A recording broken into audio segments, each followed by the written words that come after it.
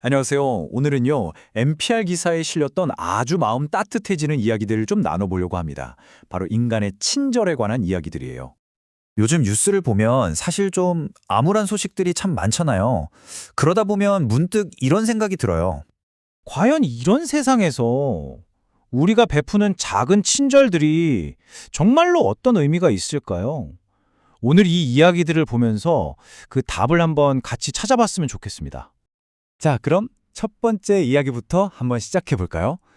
여기 정말 단 한 번의 작은 행동이 한 사람의 인생길을 통째로 바꿔놓은 이야기가 있습니다. 오하이오에 사는 테레사 스타츠라는 분의 이야기인데요. 자신의 어린 시절에 있었던 아주 결정적인 한순간을 떠올렸습니다. 테레사가 초등학교 2학년 때였대요. 딱 한 켤레밖에 없는 신발이 너무 낡아서 밑창에 구멍이 뻥 뚫린 거죠. 그래서 학교에 갈 수가 없었어요. 당시 부모님 형편이 새 신발을 사주실 수가 없었거든요. 바로 그때 담임 선생님이었던 워츠 부인이 글쎄 테레사를 직접 차에 태워서 신발 가게로 데려가신 거예요. 그리고는 새 신발 한 켤레를 사주셨죠. 정말 어떻게 보면 단순하고 직접적인 친절이잖아요. 그런데 테레사는 이 순간을 평생 잊을 수가 없었다고 말합니다. 신발 한 켤레가 한 아이의 인생을 바꿨어요. 그런데요, 친절의 힘은 여기서 끝이 아닙니다. 마치 물결처럼, 파도처럼 퍼져나가거든요. 자, 이 친절의 파급 효과라는 게 뭔지 한번 보시죠. 이번에는 버지니아에 사는 워렌 스탠리 씨의 이야기입니다. 이분이 아주 재밌는 걸 해보기로 했어요. 바로 친절 이어가기, 영어로는 pay it forward라고 하죠. 이걸 직접 실천해보기로 한 겁니다. 이분이 뭘 했냐면요. 드라이브 스루에 갈 때마다 습관처럼 뒷사람 커피값을 내준 거예요. 그러다 보니까 던킨 도넛 직원들 사이에서 별명까지 생겼대요. 팝코마 아저씨라고. 아주 소소하고 즐거운 일상이 된 거죠. 그런데 어느 날 아내가 짓궂게 툭 던지는 거예요. 여보, 그러다 뒤처가 막 축구팀 전체 아침 식사라도 주문하면 어떡할 거야? 갑자기 좀 긴장되지 않나요? 그런데 말이죠. 그 일이 진짜로 일어났습니다. 어느 날 계산원이 그러더래요. 뒷차 주문 금액이 $45입니다. 와, 이때 워렌의 대답이 정말 기가 막힙니다. 야구에서 내 타석에 돌아오면 그 전에 무슨 일이 있었든 그냥 들어서서 방망이를 휘둘러야죠. 이러면서 망설임 없이 그냥 결제해버린 거예요. 이게 바로 친절 이어가기의 핵심인 거죠. 워렌의 행동이 누군가에게 영감을 주고 그 사람이 또 다른 사람에게 친절을 베풀고 이게 계속 이어지는 거예요. 실제로 어느 날엔 다른 운전자가 워렌의 커피값을 미리 내준 적도 있었대요. 자기가 시작한 친절이 자기한테 다시 돌아온 정말 멋진 순간이죠. 그러니까 이렇게 하나의 작은 선택이 예상치 못한 긍정적인 연쇄 반응을 일으키는 것, 이걸 바로 파급 효과라고 하는 겁니다. 다음 이야기는요, 이 효과가 시간과 공간을 초월해서 얼마나 멀리 또 얼마나 오랫동안 이어질 수 있는지 보여주는 정말 놀라운 사례예요. 세드릭 요시모토라는 분의 이야기인데요. 정말 영화 같죠.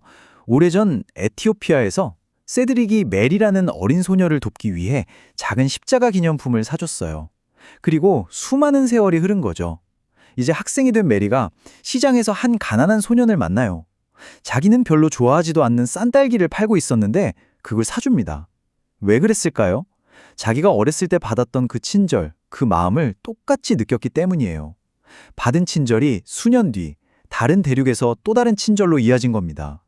친절은요, 단순히 기분 좋은 일을 넘어서서 더 깊은 의미를 가질 때가 있습니다. 바로 우리 인생이 가장 어둡고 힘들 때 우리를 붙잡아주는 생명줄 같은 역할을 한다는 거죠. 패트리샤 아마로 씨의 이야기입니다. 코로나로 남편을 떠나보냈는데 장례식에는 딱 10명만 들어갈 수 있었대요. 그때 남편의 UPS 동료들이 장례식장 밖에 그냥 와서 그 애리조나의 뜨거운 땡볕 아래에 앉아서 장례식이 끝날 때까지 조용히 듣고만 있었답니다. 그 마음이 정말 대단하죠? 하와이에 사는 JF라는 분의 이야기도 비슷해요.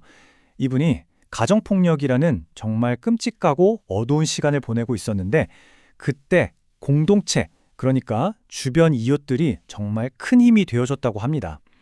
그들의 친절 덕분에 일어설 수 있었다고요. 자, 여기서 우리가 주목해야 할 점이 있어요. 이런 위기 상황에서 나타나는 친절은요, 무슨 거창한 말이 아니라는 거예요.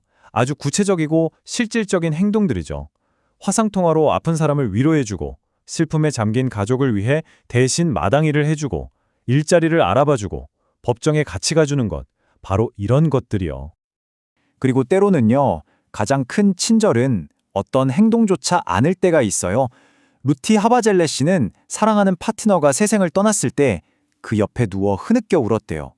그랬더니 여동생이 와서 조용히 그 옆에 같이 누워주더랍니다. 나는 밥을 잃어서 울고 동생은 나 때문에 울고 있었다고요. 그냥 그 고통 곁에 함께 있어주는 것, 그것만으로도 엄청난 위로가 되는 거죠. 자, 이렇게 여러 이야기들을 들어봤는데요. 이제 우리가 맨 처음에 던졌던 그 질문으로 한번 돌아가 볼까요? 작은 친절이 과연 정말로 의미가 있을까요? 네, 이 기사는 아주 명확하고 단호하게 대답합니다. 그렇다고요. 언제나 반드시 그렇다고요. 이게 바로 우리가 오늘 얻어야 할 가장 중요한 메시지입니다. 친절이라는 건 그냥 하면 좋은 일 정도가 아니에요. 모든 것을 가치 있게 만들고 우리를 서로 연결해주는 끈, 바로 그 본질이라는 거죠. 작은 행동이지만 그 파급 효과는 정말 오래 갑니다. 자, 이제 마지막으로 여러분께 질문 하나를 던지면서 마무리하려고 합니다. 오늘 들으신 이 이야기들처럼요, 여러분은 오늘 어떤 작은 파장을 한번 일으켜 보시겠어요?